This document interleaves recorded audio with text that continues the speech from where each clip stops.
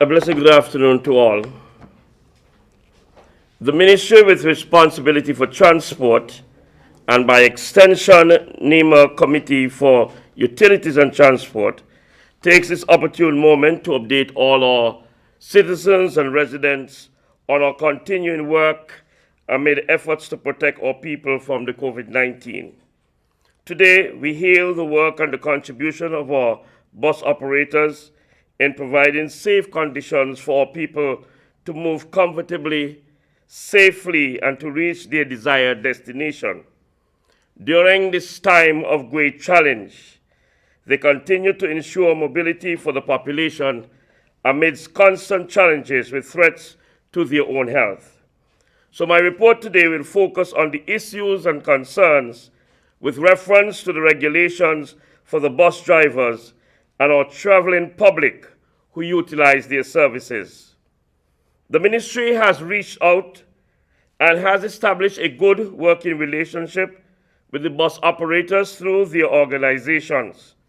Our several discussions have been well supported by their participation, and we have as a result established a COVID-19 response committee with representatives from all organizations for our bus operators both in St. Kitts and in Nevis. We are indeed grateful for their contribution through respectful dialogue and also for their commitment to continued collaboration.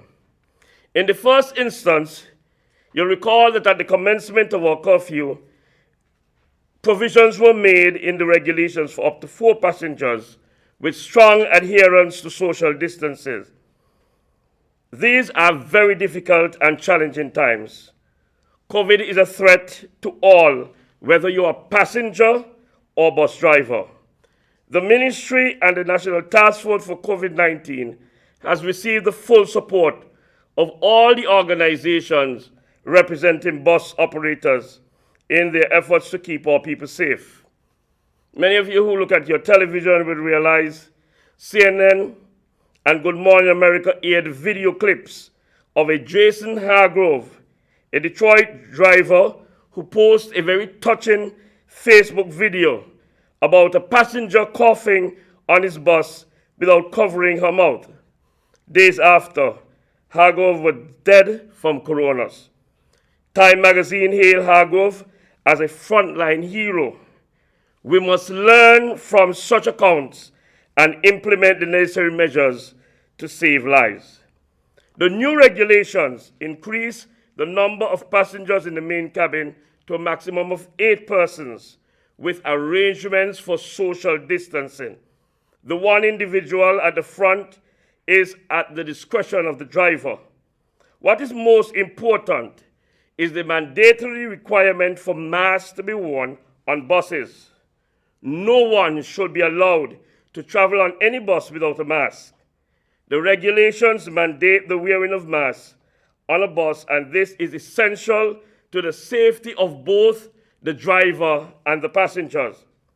Bus operators have been encouraged to practice routine cleaning and disinfection of frequently touched surfaces throughout the entire bus.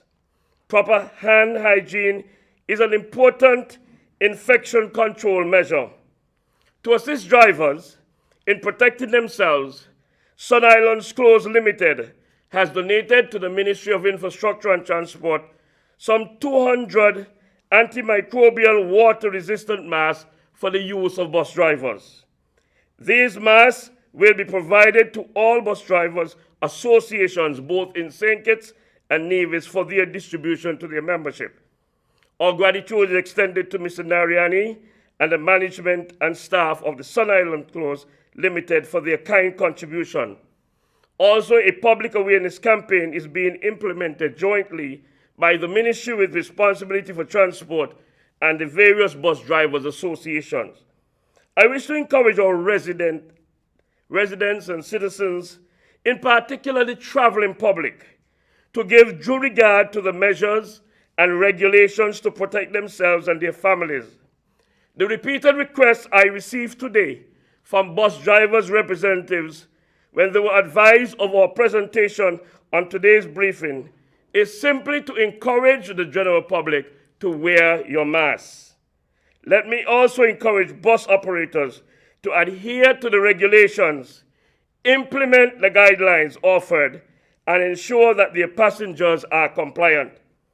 The ministry will soon finalize other components of the stimulus package in order to provide more assistance to both bus and taxi drivers alike. The Ministry of Transport is also responsible for ferries, and I wish to advise that the ferry service between St. Kitts and Nevis resumes on partial curfew days and operates in accordance with the social and physical distancing and other health protocols. The Ministry of Transport, which also has responsibility for the operations of the air and seaports authorities, wish to make it clear that it fully supports the recommendation of the NEOC and do hereby advise continued restrictions on arriving and departing flights at and from the Robert Llewellyn Bratcher and the Vance Ambry International Airports. So too on ships arriving and departing at and from our ports in Basti and Charlestown, that this remain in place in keeping with Cabinet decision regarding the continuing closure of our borders. Thank you.